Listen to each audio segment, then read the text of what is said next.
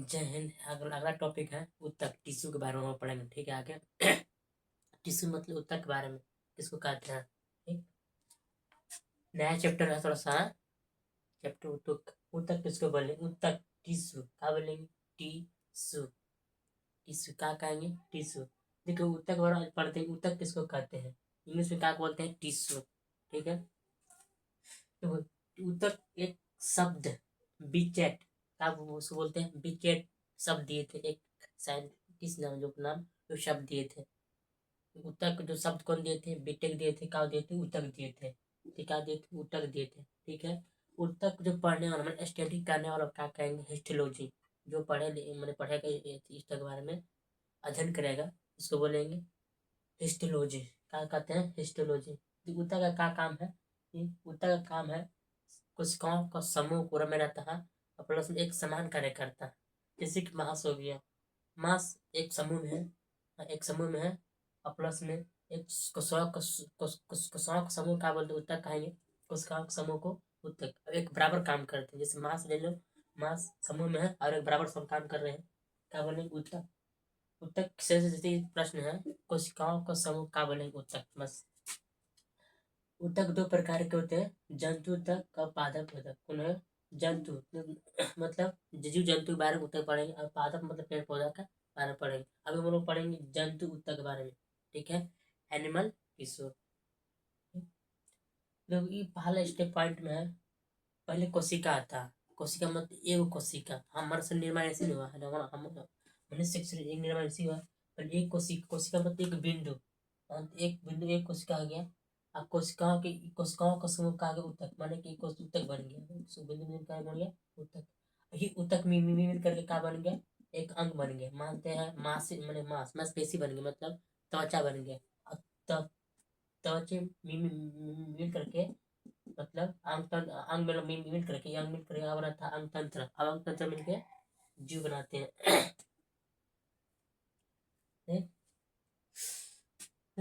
जंतु तक कहीं बार के पढ़े बहुत जंतु तक तो उपकला, पेशी तंत्रिका संयोजी तक उपकला क्या बोलेंगे, उपकला।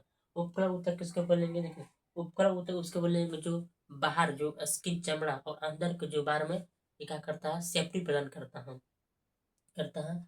बाहर अंदर के और बाहर का सुरक्षा प्रदान करता है स्किन। अंदर के जो चमड़ा जो पूरा अंदर के जो अंदर शरीर में, और जो बाहर से जो त्वचा जो है उसको क्या बोलेंगे, उपकला उत्तक, ठीक है। इसको काम में से उपकला काम में से क्या करते हैं, झुरिया हो जाते हैं। कभी कभी आदमी जो बूढ़ा हो जाता है, ये उत्तक जो है काम हो जाता है, उपकला उत्तक जो है इसका काम हो जाता है, इसको झुरिया पड़ जाता है। बूढ़ा जैसे कारण बूढ़ा आदमी के पूरा पूरा मांस उसका पूरा ढीला ढीला हो जाएगा, पूरा ढीला लगा के पूरा रहता है। और चोटों से सुरक्षा करता है, क्या करता है, चोटों से सुरक्षा करता है, ठीक। देखो उपकला तो कई प्रकार के होते हैं, सरल उपकला, अस्तरित उपकला, घनाकार उपकला और अस्तनाभर उपकला। देखिए सरल उपकला किसको बोलेंगे, सरल साल की उपकला। ये बहुत पतली होता है, बहुत क्या होता है, बहुत पतली होता है। कैसा, जैसे जो शरीर के जो अंदर छलके वाला जो मांस रहता है, छलके वाला अंदर जो बहुत पतला उसमें बोलेंगे सरल उपकला होता है। जिसके बाद उपकोष हो गया, ग्रस नाली, इस समय क्या पाया था, सरल उपकरण तक पाए थे, बहुत पतला जो छलके और अपना पूरा।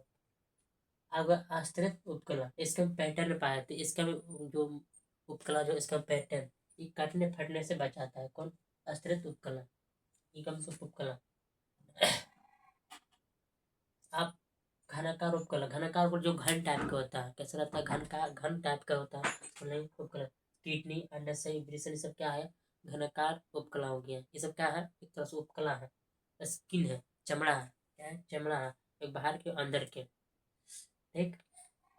अब स्तंभर उपकला कौन हो गई, तो पेट में इसका है स्तंभर उपकला, ये सब क्या है, उपकला। अब बोलते हैं पेशी, पेशी उत्तक से बोलते, पेशी मतलब मांस का बोलते हैं।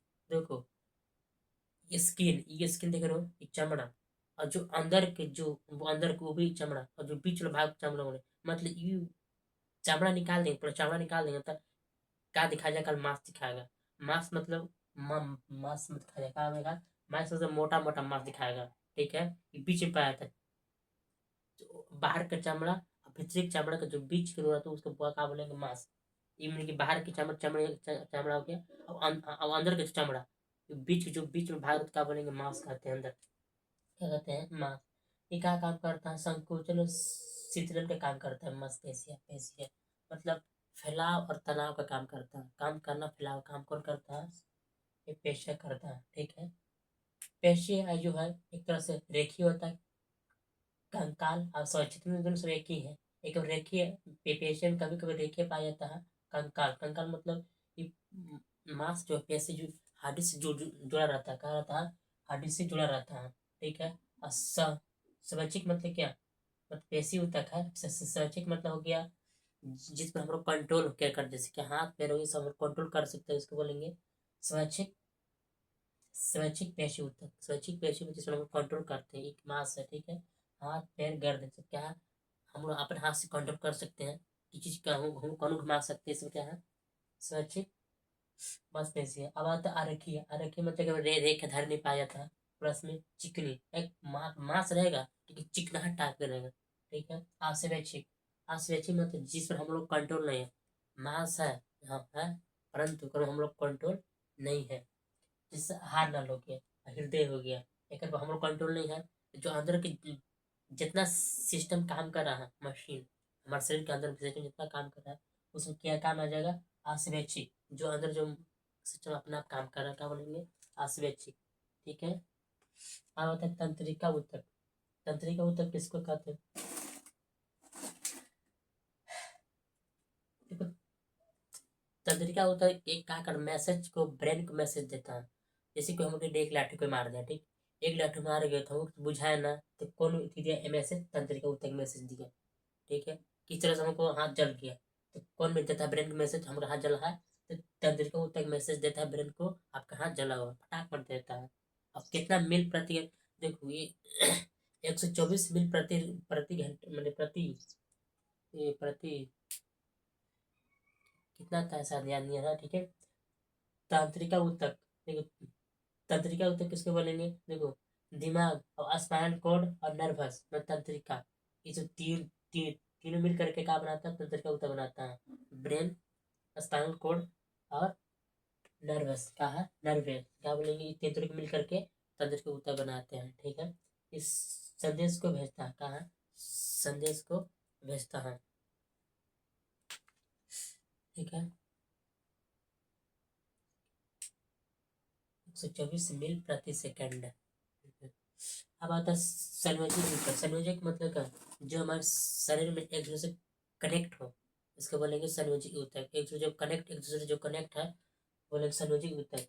ये एक दूसरे के साथ जोड़ते हैं, इसका बोलेंगे संयोजित ऊतक। एक अस्थि, उपास्थि, लिगामेंट, टेंडन, रक्त, सब क्या है, संयोजित ऊतक है। क्या है, संयोजित ऊतक है।